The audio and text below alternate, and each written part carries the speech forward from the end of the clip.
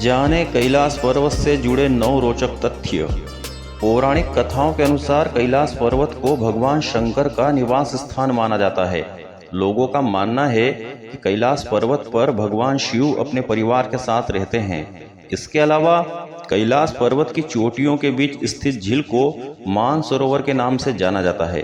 कैलाश पर्वत को दुनिया की सबसे रहस्यमयी पर्वत मालाओं में से एक माना जाता है।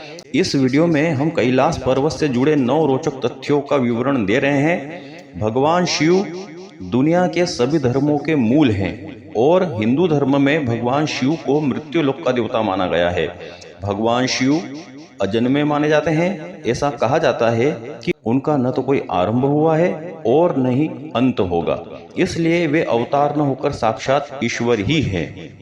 तो कैलाश पर्वत के 9 रोचक तथ्य क्या है, उसमें से पहला है 4 महान नदियों का उद्गम स्थल। कैलाश पर्वत 4 महान नदियों सिंध, ब्रह्मपुत्र, सतलज और कर्णाली या घाघरा का उद्गम स्थल है। इसके अलावा इसकी चोटियों के बीच 2 झील स्थित है।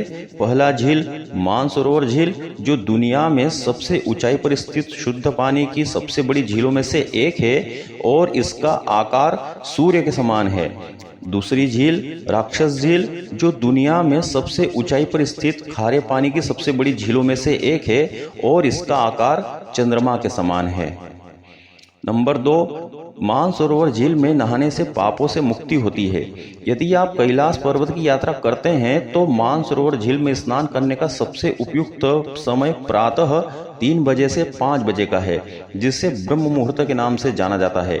ऐसा माना जाता है कि इस समय देवता भी स्नान करने के लिए इस झील में आते हैं।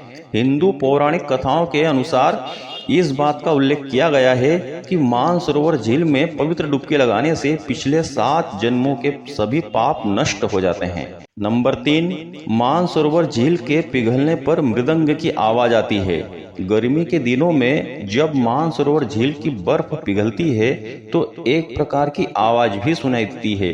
श्रद्धालुओं का मानना है कि यह मृदंग की आवाज है। मान्यता यह भी है कि मानसरोवर झील में एक बार डुबकी लगाने वाला व्यक्ति मृत्यु के बाद रुद्रलोक पहुंच जाता है। इसके अलावा कैलाश पर्वत के ठीक नीचे मृत्युलोक स्थित है, जिसकी बाहरी परिधि 52 किलोमीटर है।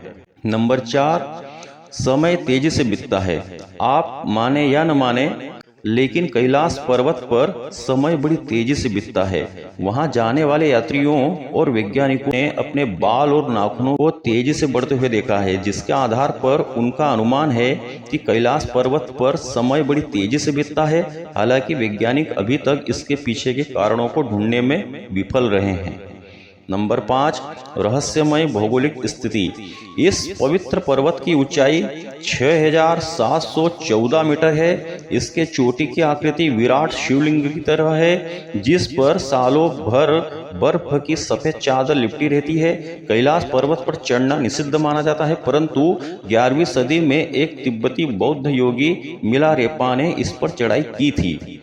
नंबर 6, कैलाश पर्वत अपनी स्थिति बदलता रहता है। बहुत से लोगों ने कैलाश पर्वत की चोटी पर पहुंचने की कोशिश की है, लेकिन कभी कभी अत्यधिक खराब जलवायु परिस्थितियों के कारण और कभी कभी पहाड़ द्वारा अपने लक्ष्य स्थान को बदलने के कारण कोई भी अपने प्रयास में सफल नहीं हुआ है। जी हाँ, आपने इसे सही सुना। लोगों को ऐसा महसूस होता है कि कैलाश पर्वत की चोटी पर चढ़ने के दौरान वे अपने रास्ते से भटक जाते हैं। नंबर 7, सूर्योदय के दौरान रहस्यमयी स्वास्तिक का दिखना। कैलाश पर्वत के ठंडे पहाड़ों पर जब सूर्योदय के समय सूर्य की किरणें पड़ती है तो विशाल स्वस्तिक की आकृति बनती है, जिसे देख करके ऐसा लगता है कि भगवान सूर्य भगवान शिव को श्रद्धांजलि दे रहे हैं। नंबर 8, कैलाश पर्वत से ओम की ध्वनि प्रतिध्वनि होती है। कैलाश पर्वत को ओमकार पर्वत के नाम से भी जाना जाता है। तीर्थ यात्रियों का कहना है कि कैलाश पर्वत पर पहुंचने पर ओम की आवाज सुनाई पड़ती है। इसके अलावा तीर्थ यात्रियों का यह भी कहना है कि भगवान शिव के निवास स्थान के रूप में प्रसिद्ध इस स्थल पर एक अद्भुत शांति की अनुभूति होती है। नंबर 9, चारों ओर एक अलौकिक शक्ति। कैलाश पर्वत और उसके आसपास के वातावरण पर अध्ययन कर रहे वैज्ञानिकों जार निकोलाई रोमनोव और उनकी टीम ने तिब्बत के मंदिरों में धर्म गुरुओं से मुलाकात की थी, उन धर्म गुरुओं ने बताया कि कैलाश पर्वत के चारों ओर एक अलौकिक शक्ति का प्रवाह होता है, जिसमें तपस्वी आज भी आध्यात्मिक गुरुओं के साथ टेलीपैथी संपर्क करते हैं। तो मित्रों, ये हमने आपको कैलाश पर्वत से जुड़े 9 रोचक तथ्य बताए।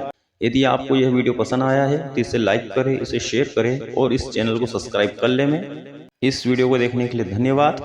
जय श्री महाकाल। नमः पार्वती पतये हर हर महादेव।